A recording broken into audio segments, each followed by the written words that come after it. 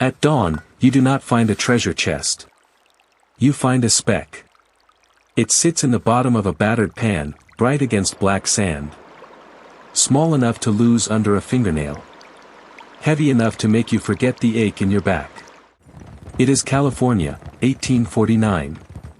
You have crossed a continent or taken the long sea route, because everyone has heard the same promise: gold is lying in the rivers. And it is. But the part nobody tells you is that finding gold may be the easiest thing you do all day. You wake before the sun reaches the Sierra foothills. The ground is cold. Your shirt is stiff with yesterday's sweat and creek water. Around you, a camp is already moving, boots in mud, kettles on coals, men arguing about a bar upstream that paid yesterday and might be empty by noon. You are not the first person to look for gold in California. Long before this rush, Californians and experienced miners from Sonora knew that gold could be washed from the ground. But in January 1848, James Marshall found flakes at Sutter's sawmill on the American River. The news escaped. By the next year, it had reached the rest of the world. Now the riverbank feels like the center of America. The word for your work is placer mining.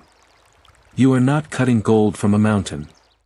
You are looking for flakes that water has carried out of old rock and dropped among sand and gravel.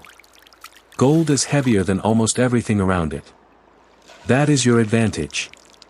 It is also your entire plan. You fill the pan. Gravel first. Water second.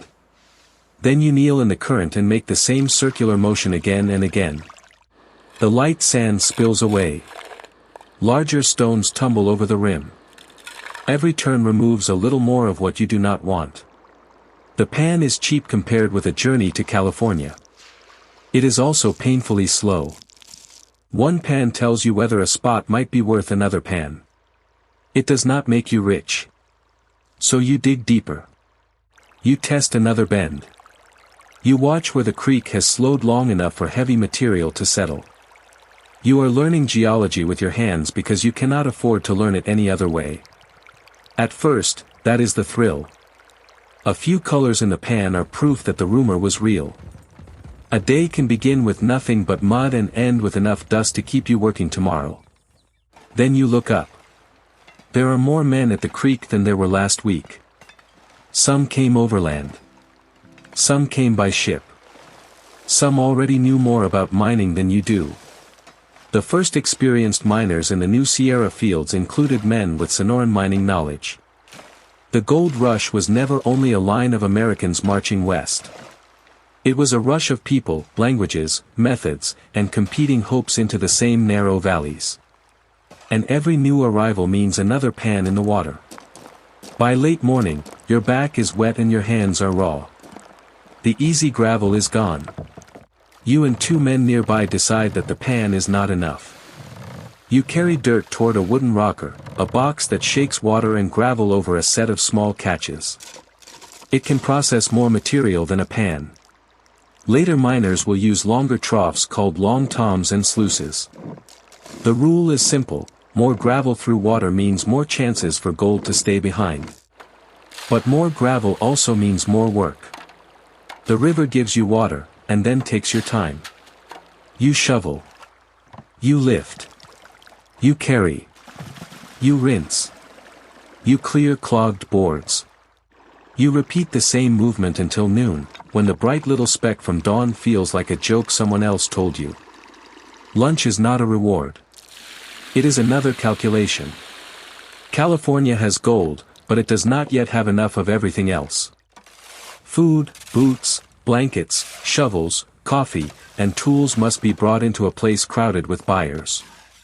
A gold pan that cost 20 cents before 1849 soon sells for as much as $8. You came west to escape an ordinary wage, then discover that ordinary things now have extraordinary prices.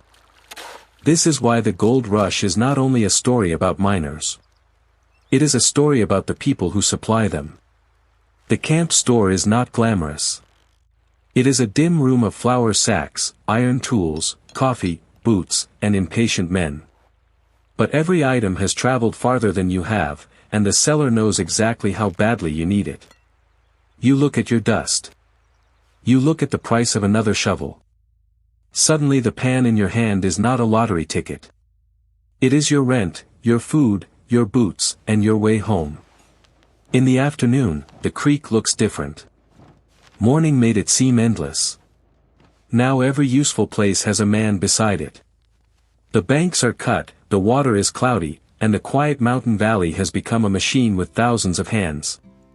That machine changes the work quickly. A pan is the beginning. A rocker lets a small team work faster. A long tom or a sluice lets water do more of the sorting. In 1849, these were practical answers to one problem: how do you move enough gravel before someone else takes the better ground? The answer is never simply work harder. It is work together, bring better equipment, and find a place others missed. That is also when the movies usually lie to you. They show a lone prospector lifting a giant nugget in an empty wilderness. The real gold fields are crowded, loud, muddy, and organized around labor. The pan is romantic. The shovel is reality. And the riverbank was not empty when the rush arrived. Native communities had lived across this country long before a new American rush turned land, water, food, and space into prizes. The trail itself carried enormous pressure west. The National Park Service estimates that about 140,000 emigrants reached California by the California Trail between 1849 and 1854. For the people already living along those routes and rivers, this was not a promise of fortune. It was a violent transformation of the world around them. You may not see the whole cost from your claim. Most people in a rush do not. You see only the next shovelful, the next meal, the next price, the next rumor from upstream. By dusk, the creek turns copper under the last light. You empty your pan one more time. Maybe you have a little dust. Maybe you have nothing. Either way, tomorrow is waiting before you leave the water. That is the trap and the genius of 1849. Within a year, California will enter the Union as a state.